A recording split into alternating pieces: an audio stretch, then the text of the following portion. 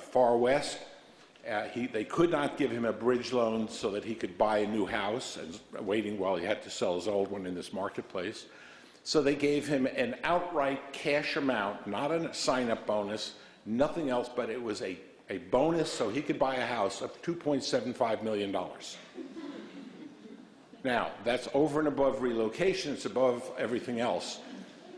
That's a reaction to the regulations. Okay. Accounting rules. I've already mentioned FAS 123R and how when that went into effect, what did we see? We saw companies cutting back on the number of stock option grants and moving over to restricted stock and other forms of equity and doing different things in order to balance what they had to do. It also sort of took away the negative aspect, the accounting aspect of putting performance-based stock options in place, because up till then, the options were strictly time-bound.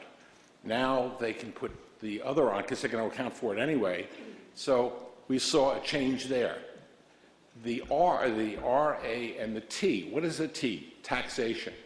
And most executive compensation plans are designed in such a way as to try to maximize the final amount to the individual by minimizing the tax impact to the individual and potentially to the company, which is one reason why 409A, which is the deferred compensation rules, had to be tightened up, because there were, again, so many abuses in that area.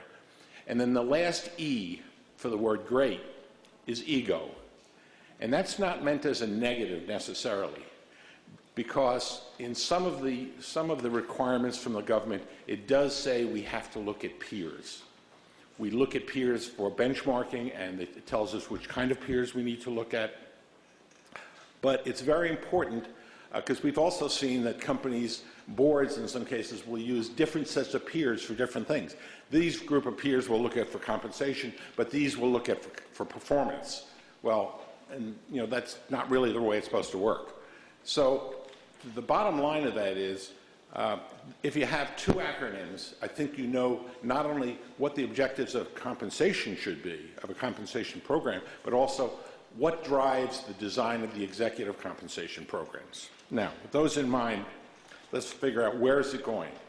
I will make a prophecy that the government, for the most part, will continue to do knee-jerk reactions and give us inconsistently applied, poorly thought-out problems and regulations.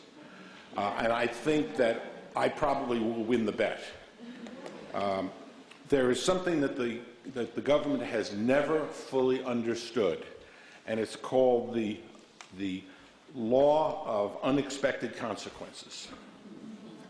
So that what happens is when something is designed, they may speak to a very small audience, and they may be thinking they're addressing only that 50,000 publicly traded companies or the 7 TARP companies. But they have, they come up with these regulations, and now we have a situation where AIG and Citicorp can't seem to find new senior officers, and what happened, the Bank of America is scratching their head saying, what can we do?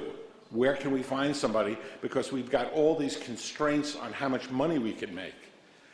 We saw that out of Citicorp, they lost somewhere around 40 of their senior people, their brain trust.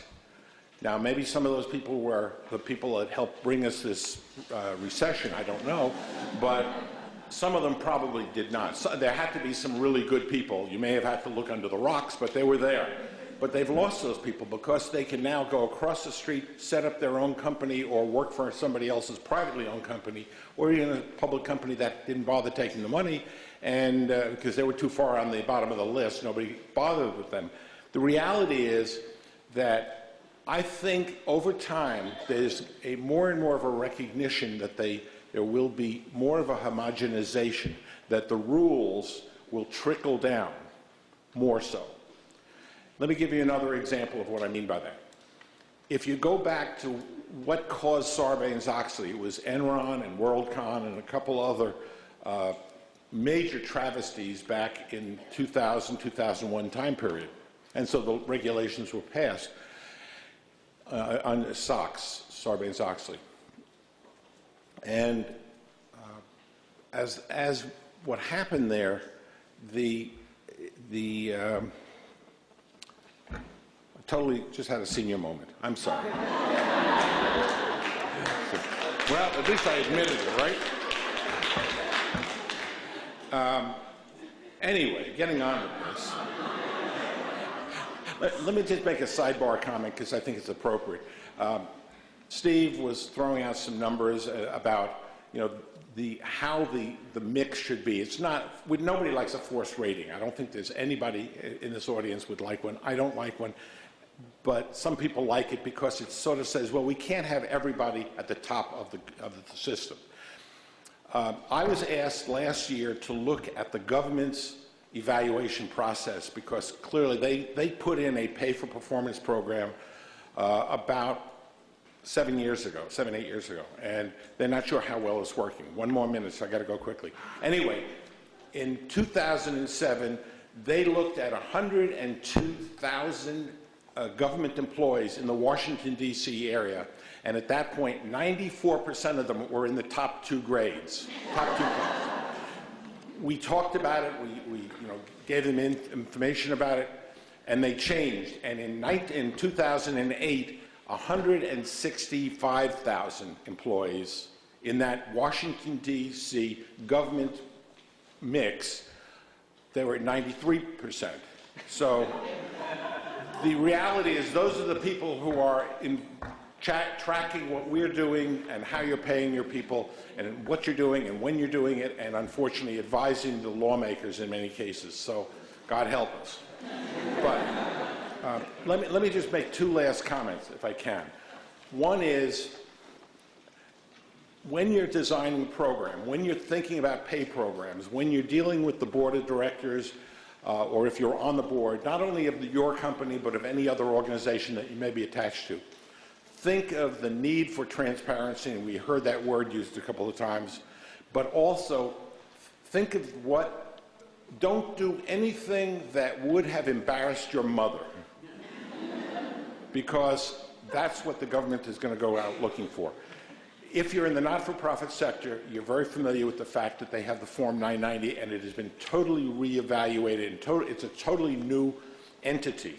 And the IRS has gone way beyond what they are authorized to do and said that they will now look at all these other things. They want to know if the company uses a compensation committee. They want to know if the company pays based on the revenue of the organization or pays based on the net income. That's against the law. It's called inurement. You can't do that. And yet companies do it. Not-for-profits do it.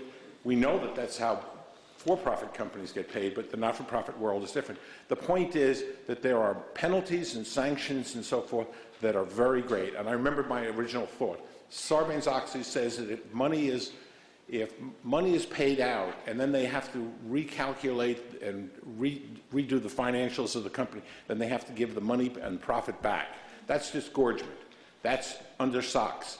There's no penalty other than giving the money back. Well, you say that's a lot of penalty. Well, that's the only penalty. On the other side of the aisle in the not-for-profit sector, just to keep as a last thing to you, not only do they have disgorgement, they have to give the money back, but there is a 25% fine on that. And this is the kicker. If that money, all of that money, the disgorgement and the 25% is not paid back within the allocated time, which is normally, 2 to 3 months, the fine by law, by statute, jumps to 200%. So just think what happens if they pass those rules out to everybody. Thank you.